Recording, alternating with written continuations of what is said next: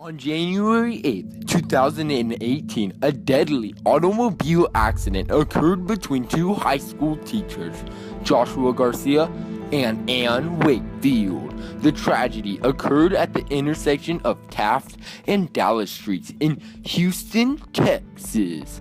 Joshua Garcia's Ford Escort was violently rammed off course when Ann Wakefield's tractor trailer charged straight into the side of his vehicle.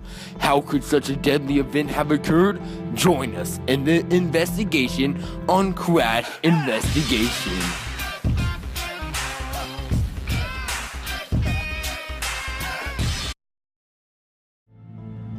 On the second Monday of the new year, a deadly collision occurred between Joshua Garcia and Ann Wakefield. But how did this collision happen? Both drivers claim to be innocent, but at least one of them has to be at fault. Our job is to find out exactly who and charge them for it. Because there is no security footage, the investigation has to be based purely on calculations and the laws of physics. The only way to solve this examination is with forces and motion, work and energy, friction, conservation of momentum, and kinematics. Mr. Garcia claims to have made a full stop at the light before entering the intersection and claims Miss Wakefield was entirely at fault for the collision. On the other hand, Miss Wakefield claims to have been braking before the collision and entirely blames Joshua Garcia for the accident. The investigation begins with the background information. Mr. Garcia was approaching a flashing red light while Miss Wakefield came up to a flashing yellow light. The site of the crash was determined to be 13 meters away from the traffic light. Mr. Garcia's Ford Escort was launched at 33 degrees for a distance of 8.2 meters, while Miss Wakefield's truck was launched at 7-degree angle for a distance of 11 meters. The car manufacturer stated that the force required to drag a 130 Newton car tire across the pavement at a constant velocity is 100 newtons. From this, the coefficient of friction can also be determined. With the equation, friction force is equal to normal force times mu, with friction force being 100 and normal force being 130. This gives us the coefficient of friction for the car at 0.769. The specs from the truck's manufacturer says that the coefficient of friction for truck tires is only 70% of the cars. From this, we deduct that the coefficient of friction for the truck is 0.538. From this, we need to find a way to find out exactly how fast each driver was trailing. Experts Richard Wren and Chad Alexander and from the Lin T. Chin research facilities break down the data. So, based on past calculations, we have deducted that the coefficient of friction for the car is 0.769. We take that and multiply it by the normal force of the car, which is 13,600, to get our force of friction, which is 10,458 newtons. The way the car is mg. So, to solve for the mass, we take the weight, we divide it by gravity, which gives us 1,387.75 kilograms. We use this mass to calculate the acceleration because we need to use the principles of friction and forces and motion. So force equals mass times acceleration. So we have the mass of the car, which is what we calculated here, and the force of the friction. So now, using that, we can find the acceleration by dividing the force of the friction by the mass of the car. Now we get negative 7.536 meters per second squared as the acceleration. It's the same thing for the truck.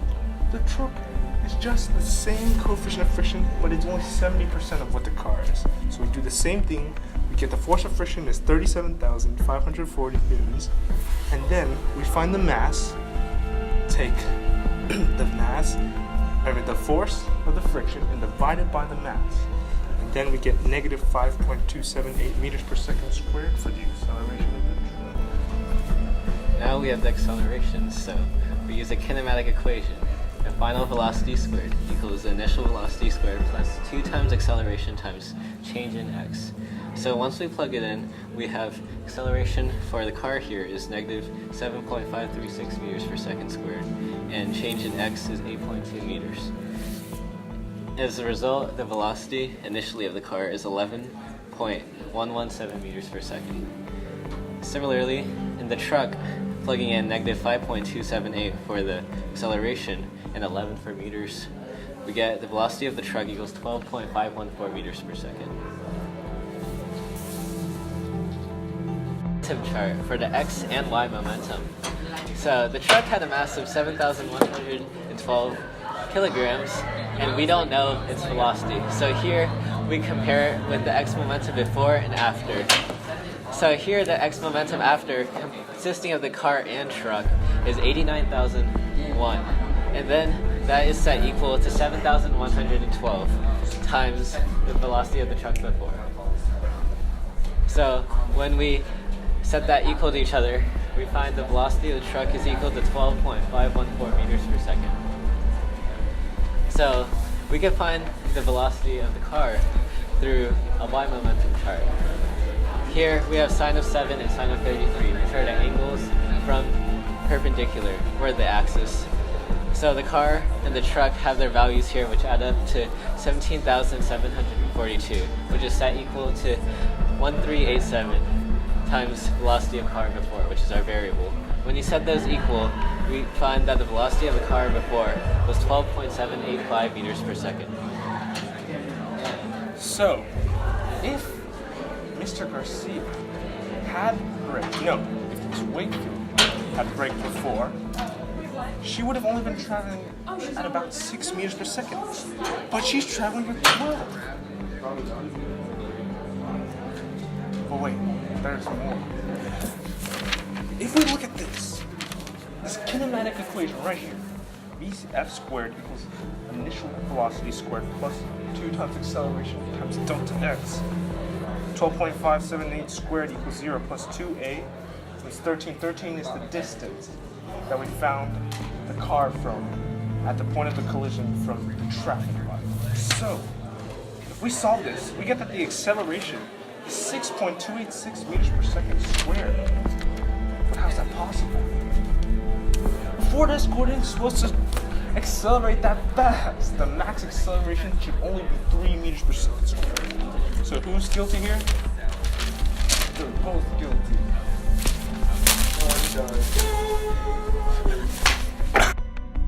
Here is a professional reenactment of the crash using a professional simulator.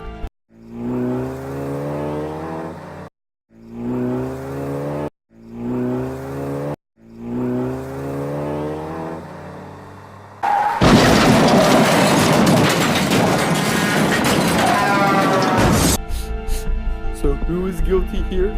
If either Anne Wakefield or Joshua Garcia had done what they had claimed to have done, the accident could have and most likely would have been prevented.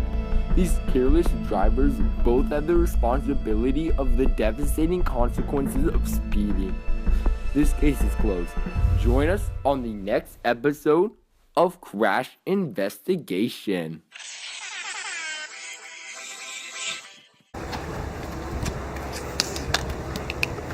Oh no! Oh! What a crash! No, Dylan, you went the wrong way!